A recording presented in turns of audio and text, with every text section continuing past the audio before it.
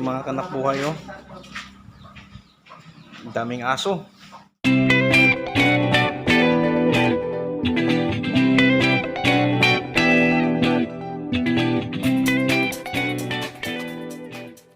So, good morning mga kanakbuhay, ano. Dito tayo ngayon sa pinakamalaking babuyan dito sa lugar namin kung saan dati ito ginawa itong mga maraming mga nagsiseminar dito tungkol sa pagbababuyan. Nung dumating yung pandemic, kaya pagsamantalang ito natigil. So ang gagawin natin ngayon, titingnan natin yung mga natitirang baboy na alaga ni Kuya. Siya yung pinaka head dito. Siya yung tagapangalaga. So puntahan.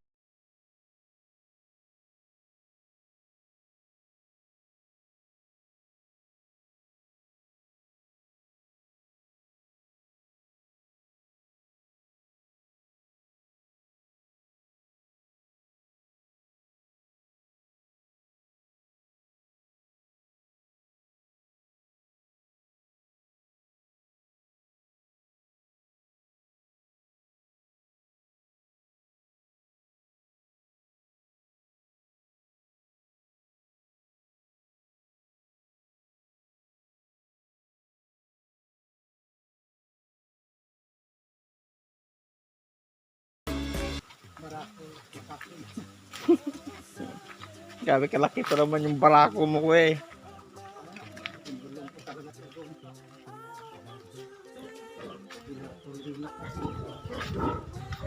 So dito tayo mga kanakbuhay yung nasa babuyan ni Kuya. Ito Kuya, inahin ito, no? Ito yung mga anak ng December. Grabe kalaki. Kung 200 kilo siguro baka meron to. Kita niyo mga kanakbuhay yun. November pala ito, December. Ito yung mga bago kong inahin. Yan, bagong barako. Bago din ito. Babarako din to Kuya. Grabe kalaki. Ito na yung mga lahi ko yan. Binigay mo sa akin, di ba? Yan, bagong inahin yan. Ito yung lahi din ito. Ito rin, November. Ito November mga anak. November, dalawa, December, dalawa rin. Ito, bagong inahin yan. Bagong inahin. Di pa ito ng anak Kuya. Wala pa. At saka yun doon. Ang mga anak, December, ang panganak ng black. Kaya ba ito Kuya, yung pag ito gawin mong inahin, itali-tali mo lang? Oh. Hindi naman siya, maamo naman din siya. Oh. Kasi hindi kagaya sa durok na nangahabol eh.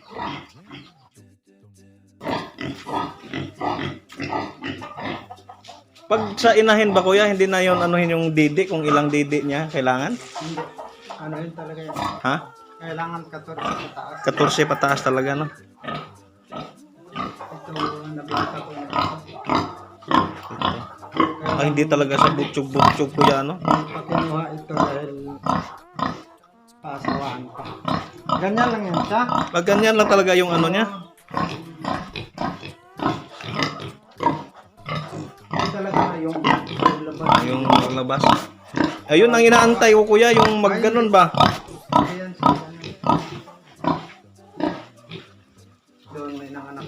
Yun yung dos. Dito tayo mga kanakbuhay sa isang kulungan ni Kuya. Titingnan natin.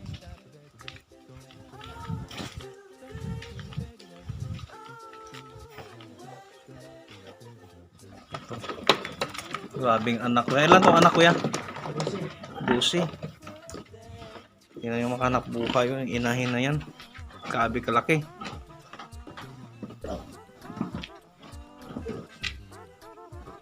Ano pa lang yan siya? Ilang taon na to Kuya? Ito, Oo. magano na ito. Papa. 4 years na.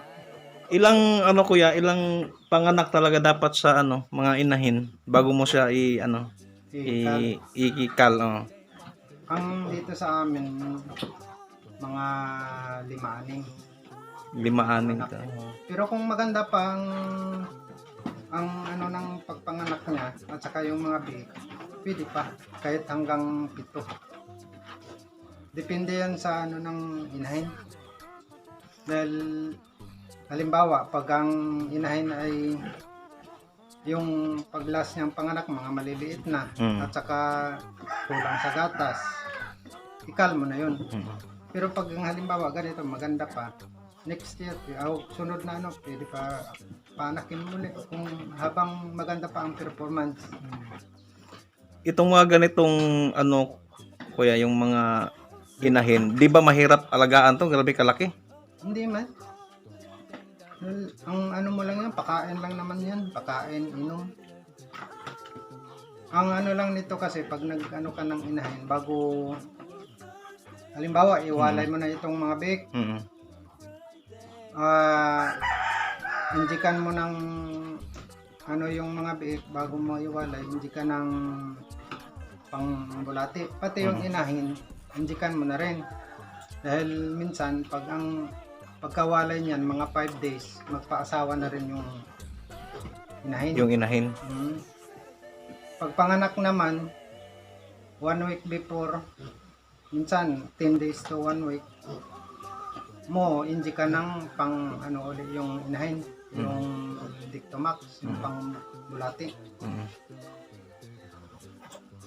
Yung ano, wala ka ng ibang ano dito kuya, baboy, mga barako doon sa wala na. May Ito na isang lang. inahin doon na ikakal ko na rin yun. Ano na yun, yung matanda na. Oo. Ito kasi, yung panganak niya, ano siya yung, halimbawa, ito. Kulong ko na lang yan dahil ang dami ng silingang kulungan. Hindi talaga. Ano naman niya ito? Mga kanapuhay yun. Grabe ka lalaki ng mga baboy.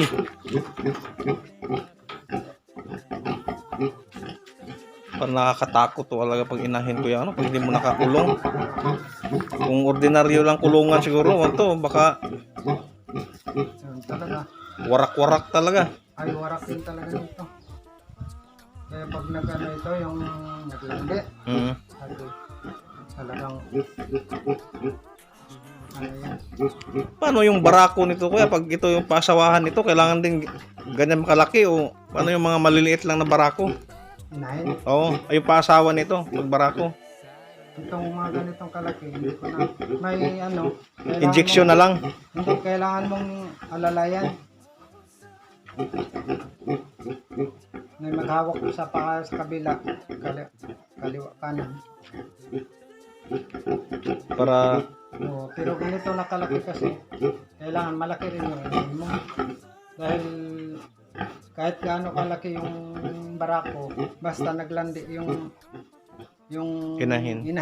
kaya niya yun. grabe. Grabe, kalaki. So yung mga kanap buhay yun, nakita niyo kung gaano kalaki ang ano na yan. Inahin na yan. Barako. Oh, barako ito, kuya. Oo. Oo.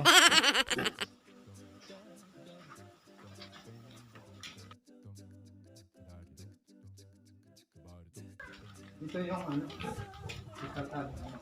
Inahin din ito. Ito nga nakawala yung barako, sinira niya. Gusto niya pasukin. Lilipat na ito din. Ito kuya, nakailang panganak na ito?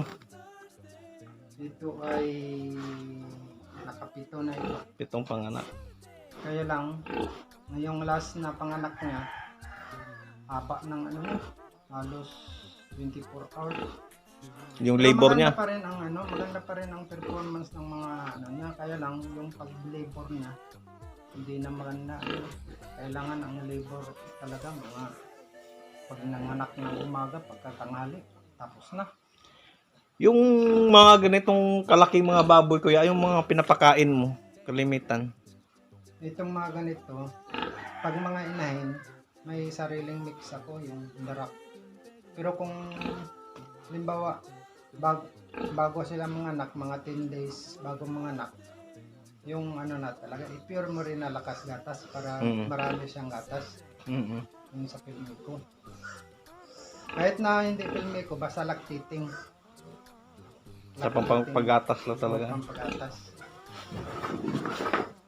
So pagpakain dito kuya, dito na lang. Dito lang sa gilid mo ilalagay. Ayan siya. Ganyan lang talaga siya, nakahiga na lang. Pero ilipat ko na ito dahil smile. Smile, smile, smile. Nangyari siya. Anong mga lahi itong baboy mo kuya? Ano na kasi ito, hindi wala akong mga pure na ano. Ano ito sila? Landrace Durok Large White. Halo na talaga siya. Parang na triple cross. Yung landrace talaga na lahi, malaki talaga yun ano? May malaki ang large white, mahaba na mahaba sa banang malaki. Dito may pagkaano rin ito, train. Yun sa mga ano kuya no, yung sa mga nagbababoyan, anong maipapayo mo na kagaya ko na magumpisa pa lang ng pagbababoy, anong mga pwede mong mai-share na ano karanasan na Yung pwedeng gawin? pag mga first timer, kailangan nyo talagang ano muna yung magbasa-basa ng kuwan about sa pagbababoy ba. At saka marami namang diyan na mga technician na pwede nyo kausapin. At saka pag first timer, wag muna kayong magparami ng kailangan mga isa, dalawa muna. Na inahin. Oo. Kung pwede, isa lang muna para ma-experience nyo kung paano maano yung isang inahin. Kung kaya nyo ba ang isang inahin. Pag kaya nyo na, pwede nyo dagdagan. Ito kuya, kagaya nito kung magawa ko ng inahin tapos walang barako na pwedeng isampad ito dahil sa sobrang laki, anong pwedeng gawin dyan? May mga injection lang? Oo. Yung EI, ang tinatawag artificial insemination.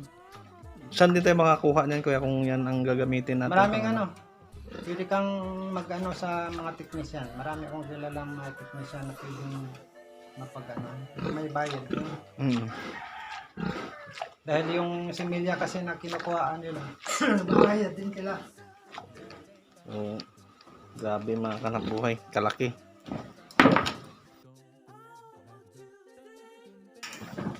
Yan Yung mga hanap buhay. mayroon ka na yung ganyan? Yung tricantera? Alin kuya yung Yung pakain sa baboy? tricantera? Ito siya? Madre de Agua? Anong para saan to kuya? Pakain din. Pangka-snap yan. Pwede man itanim to, di ba? Mabilis lang yan magtutok. Pwede na itusok lang ito. Magkuha ka ng yung sanga na malaki.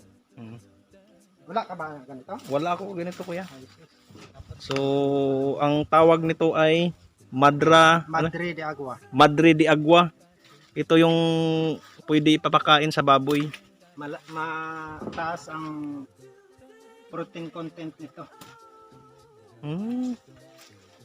So, mga kanap buhay, magputol tayo para May pangtanim. may naano ako ditong taga Tagbarungis. Nakabili daw siya ng ganito, inano sa pat. Sabi niya, dito lang pala marami. Ito kuya, itusok ko lang ito. Oh, kahit napatulong mo kaya. Putulin ko pa, kahit dalawahin ko pa ito. Oh, ito may mga May mga parang mga apat Ano yan? na kuya. yan. Ito para din to, di ba? Oh. Ito na lang Ito. Yan.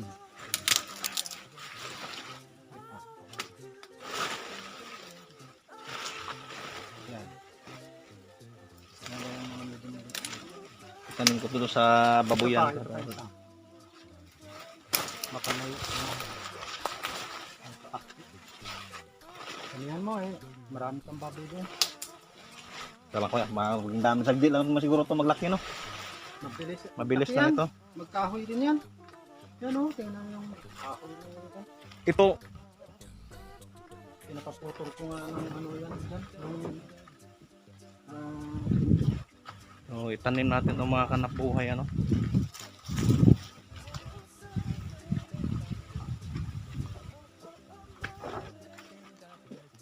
Tama.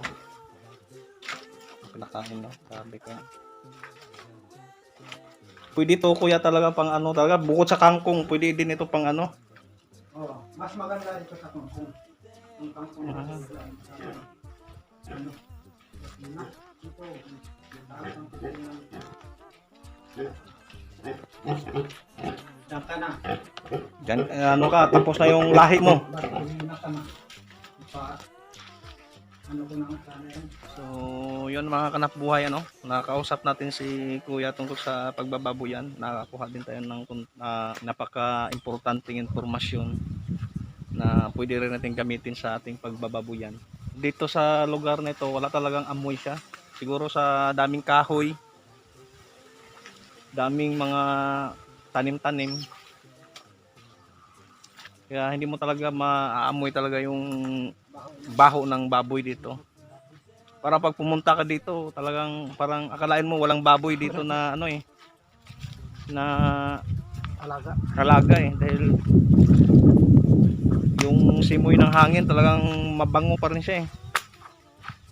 So, yun lang mga kanap buhay, no. Salamat sa panonood. Sana may natutunan tayo sa video natin ito. At sa mga bago dyan sa channel natin, salamat sa panonood. At yung mga hindi pa nakapag-subscribe, mag-subscribe na. At i-hit yung notification bell para lagi tayong updated sa mga panibago natin mga video. So, salamat.